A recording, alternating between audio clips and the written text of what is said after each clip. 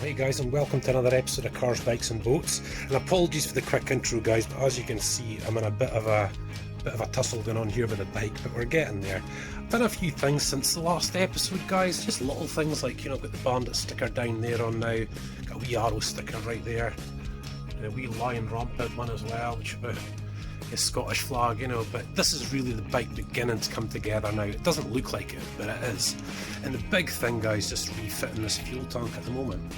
What I've done is, guys, I've put in just a drop of fuel, that's just enough, and then turned it over to see if we had any leaks or anything at all. One of these little screws here wasn't quite tight enough, so it was weeping. And this bit here's absolutely fine, so that's it, that's that done. And now it's a matter of refitting to the bike, which I've done just so many times now. Goodness me. But just want to make sure, you know, we've got the rubbers back in here. You know, you don't want the tank clattering off the frame all the time, you know. But once that's on, all the breather hose and the suction hoses are all on, pretty much going to be ready to try and start the bike up, you know. And one of the reasons for that is, guys, is basically just so I can move it. You know, for you guys who've had bandits before, I mean, this thing weighs 220 kilos maybe, you know, a heavy bike. So it'd be nice to drive out, drive it back in again to get the back end done. But for that, I'll probably just give the spark plugs a good clean up, you know, because bandits are quite bad for fouling at times. You know, if you just start the bike very well and put it away, one of the spark plugs can foul and you really need to clean it up. I just want to do that, you know. Yeah, I've got a bit of room at the back, but it'd just be nice to get the bike round, you know. Yeah, it's just a quick one guys, because I know everybody out there doesn't all have bandits, you know, but very similar stuff. You just got to kind of remember when you're putting this together. That's the main fuel line, for example, and that one of those clips, I can't remember what you call them, you pinch that together and pull it up over, and that keeps the main fuel line on. And it's just remember to put all the breather hoses back in and out the way, and of course that's the electrics for the gauge for the petrol, so it's pretty important, and it goes up on the other side. But pretty much ready to slip the tank in guys, and the idea here is that because you've got the fuel tap hanging out, you've kind of got to put it in an angle and turn it around. But as long as we've got all these rubbers on, that's great guys. I shouldn't need to take the tank off for anything until the end really, until when, you know, the sort of final cleaning, tidy up and touch up. But yeah, the tanks guys, you know, if you just a little bit of fuel inside it, double check that nothing's leaking, and then once you've put it on you could fill it up. But the problem with filling it up guys is it does make the fuel tank very heavy, and the petrol sloshes around inside, and it can be so easy to kind of lose your balance as it were, you know. But basically guys, next job I shall take you around to is we've robbed the battery out of the bandit, because I know it's absolutely fully charged, whereas the other one I've popped on charge. But I think this battery here was actually originally for the bandit. You know, it's a lot taller, and it's not so difficult to reach with a positive and minus, you know. So basically what I'm trying to do today guys is get the lights working, indicators all wired up, make sure the brake light's working, the rear light's working, you know, a petrol gauge, yada yada yada. There's not a huge amount to a bandit, right enough, but obviously hugely important. LED indicator, baby. Yeah, I thought I'd maybe modernise some parts of the bike guys, you know, it's just so much better seen, you know. So that's that one wired up. Obviously got to do the other side, and we've got the back ones to change out to make it all, but oh, it's good, at least things are working. So we're running into a little bit of a problem here now guys. This LED indicator, this side here, doesn't work, but I've tested it off that other one and that one. This side seems absolutely fine, but for some reason we've lost power through these cables for some reason, I don't know. I might try and cut them back, but in here, you know, even when I got the bike, it was pretty bad, you know, in here. So I think I'll have to just play around again and just see if I can get it to work. Back one seemed to be fine, it just seems to be this one here. Yeah, that was the reason I couldn't get that one, you guys, because I thought the back ones were still wired up, which they're not. So I've just wired up these ones now. That should give us left and right. I have to make sure I put it on the right side. But once all that wiring's all tidied up guys, I should be able to put the side panels back on and get this baby started. That'll be really good, really good. Nah, stuff, I want to start it now guys, let's see. Yeah, so basically guys, you know, when you're, you know, an engine like this hasn't been started in quite a while, you know, just switch it on to prime, just let the fuel flow right through. Got the choke on. Generally you need the, you need the the clutch in generally for this bike, you do. So without having a lovely assistant, we'll just cable tie the clutch back. Right, come on, baby.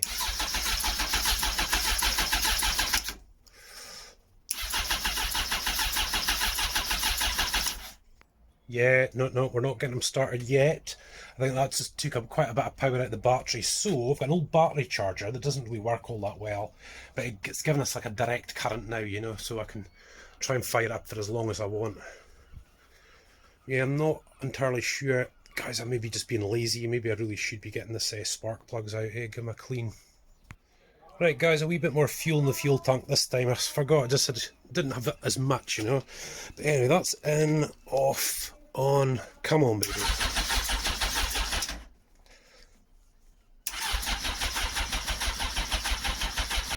I will tidy this place up at some stage, guys, I promise. Maybe before the end of this video.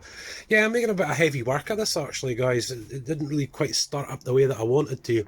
Came back out, turned the key, pressed the button, and it started. I was hopefully going to do it on camera, but I didn't expect it to start. But let's see if it will again. Hold on, it's going to be loud.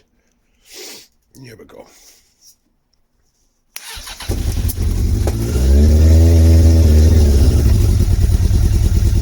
It'll sound a bit rough to start with, though. Yeah, just take the air filter off, guys. So it's got a rush of air to get this thing started. Let's see.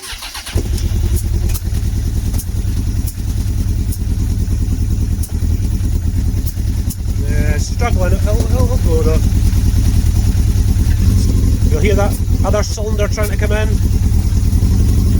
You hear it? We're trying to make sure nothing's amiss. Looks okay. Hear that pop, and that's one of those. Here it goes. Come on. Come on, baby.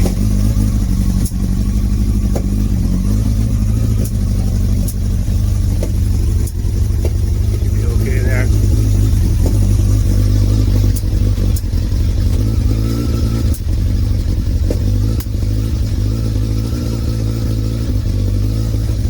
It's sounding okay, guys. Getting there.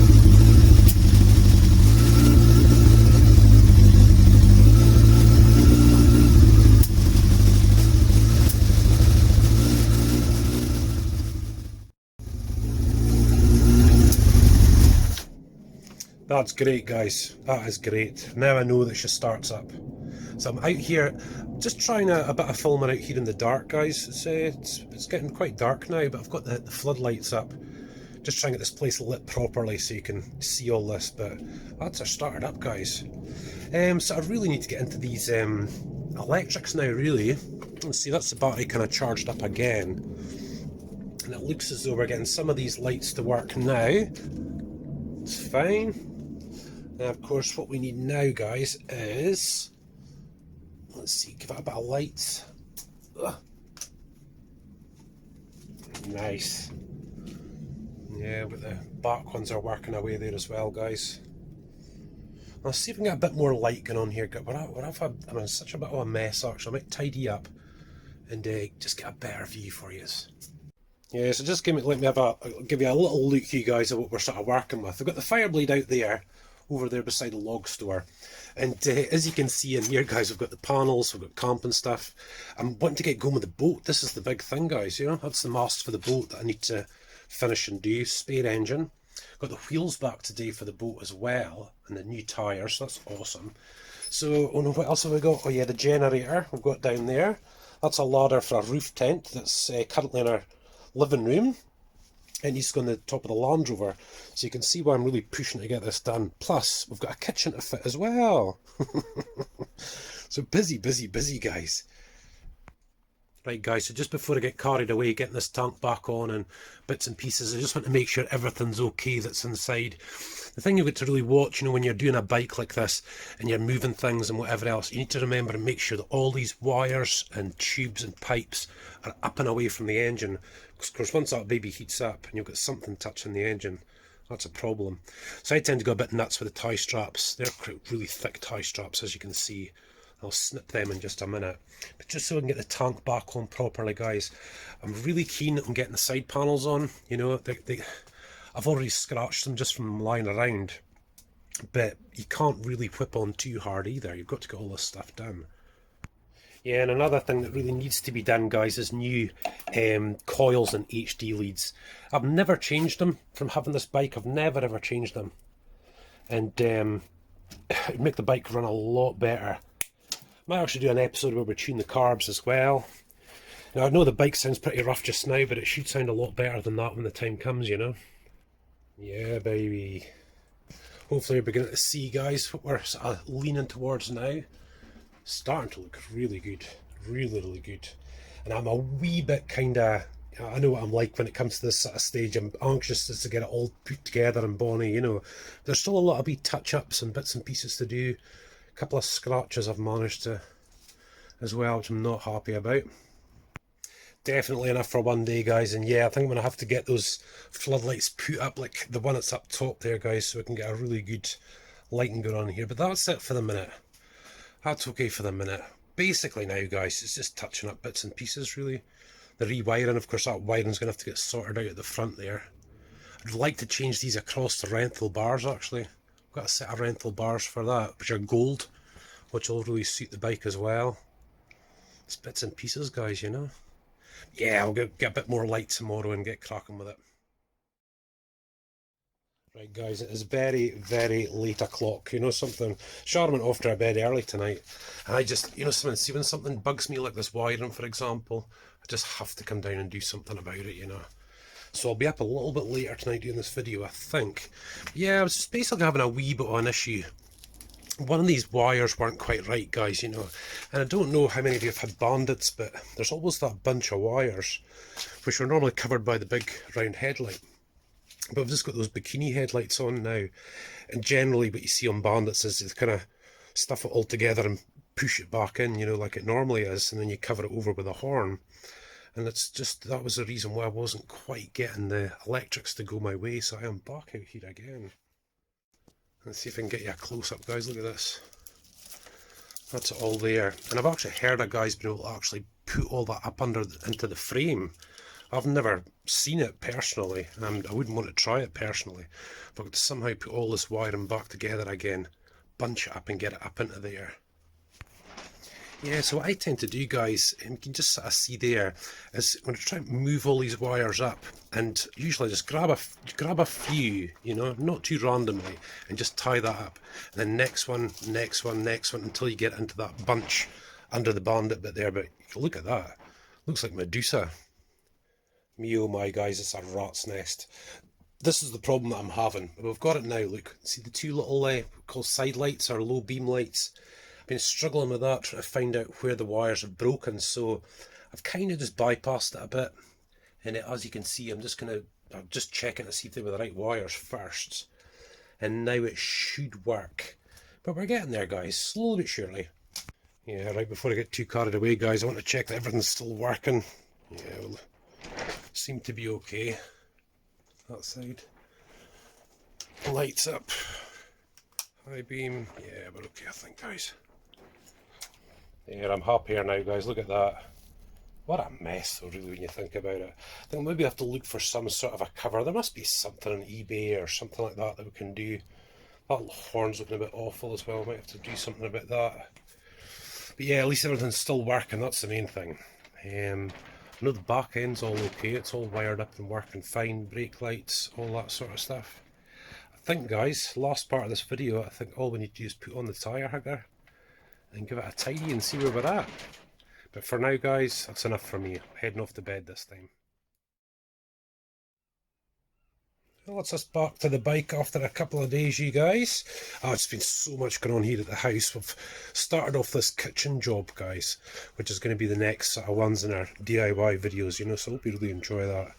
Be fitting a whole new kitchen. I'll give you a little look at that, though.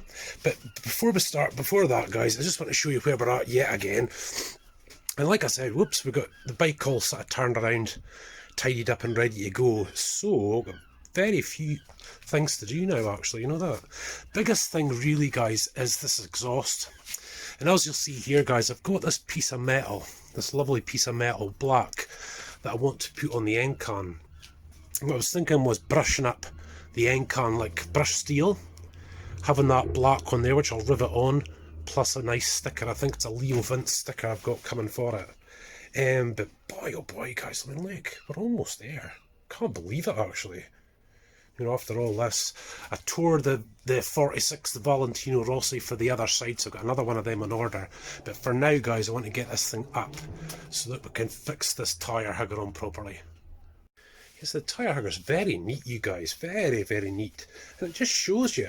I think we ended up getting that for, it's about £30, maybe almost $40. It's pretty good, really. And you can see the kind of difference it makes, you know. Yeah, it looks kind of good like that. You know, the bandit's almost got that lift like that. You know, it looks really good.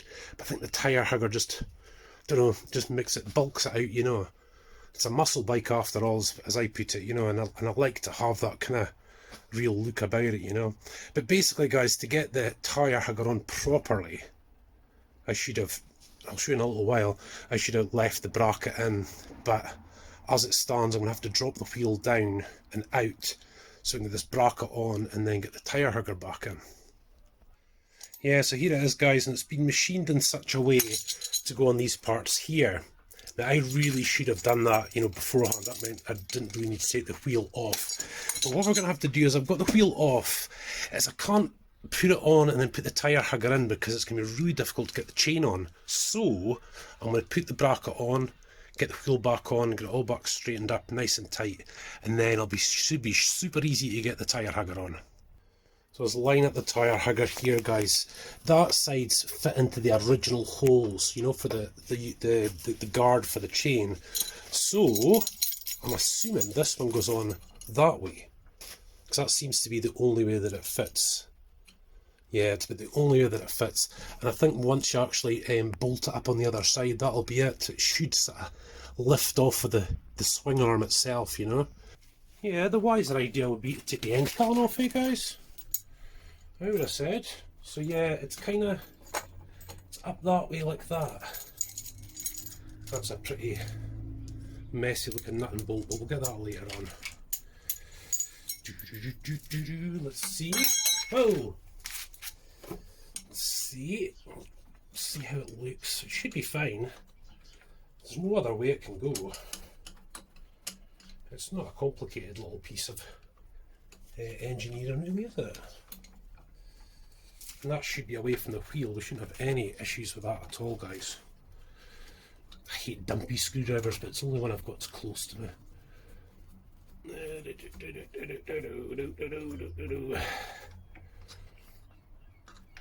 I'll just take the tyre hugger back out a second, guys, before I switch angles again. Just see where we're at.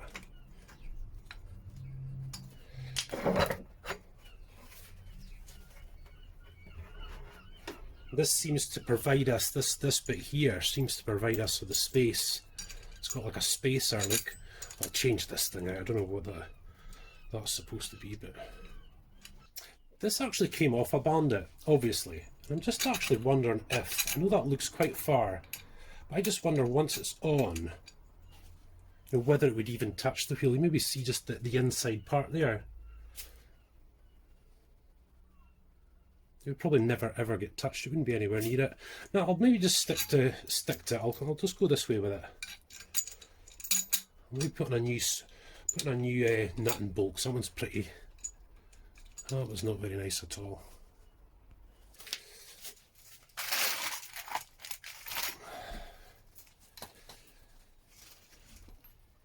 Alright, let's roll the big guy back in. Nice and gentle, guys. I've already scratched the back wheel again. We'll be doing a touch-ups, you know, when we finish the bike off. But yeah, I caught it just the once when I was putting the caliper back on, as you can see, and scratched the rim right there. I told you before, guys, I can be quite heavy-handed. Yeah, not quite heavy-handed, but very heavy-handed, which really frustrates me at times, but you know yourself, you guys. Remember to tighten all that up. Yeah, so for in here, actually, guys, you'll see it on the tyre hugger in a minute, it actually needs a rubber grommet. Now I don't think it had it when I had it before, so what I'm going to do is just pop it on just now with what we've got, and I'll switch over to rubber grommets just a little bit later when we come to do the final part of the whole thing.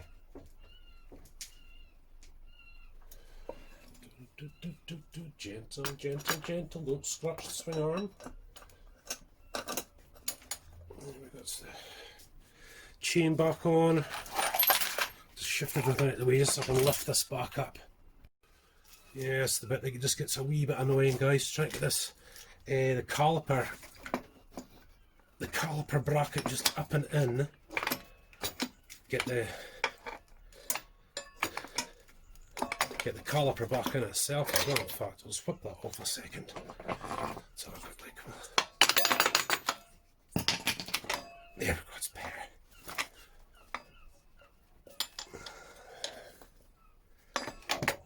I was watching it scratch the wheel again. I did before.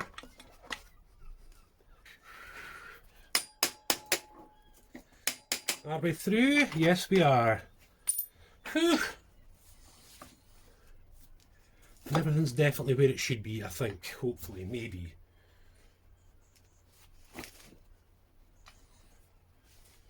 Nothing fell out or dropped out, did it? No. I'll just get this adjuster in at the other side as well. Need this one in here obviously as well.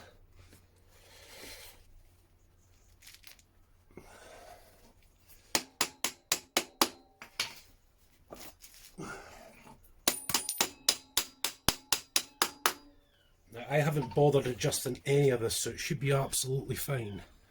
Should be, he says. Should be. Yeah, trying to get it on with the caliper on, guys. Just being a bit lazy, as per usual. Trying to do it the easiest way of making it harder, you know? But, hey. There, that's the hard bit done now. Oh, me. Oh, in fact, that's lined up perfectly, actually. So now, guys, it's caliper to go back on. And I've taken away that strengthening bar just now. Strengthening bar will do last probably.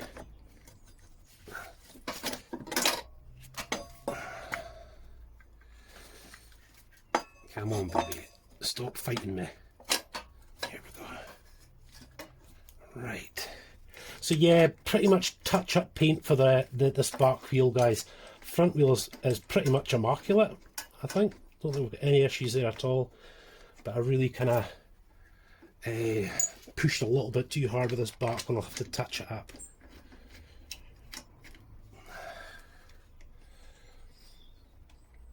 Right. We'll try that, guys. Will we try that? Okay, guys. So tire hugger time. Chain on. I'm not gonna tighten everything up just yet. But this should come around perfectly. You'll see it there, guys. Yep, that's it. So if we go ahead, I'll use these bolts and nuts just now, guys, just for the minute.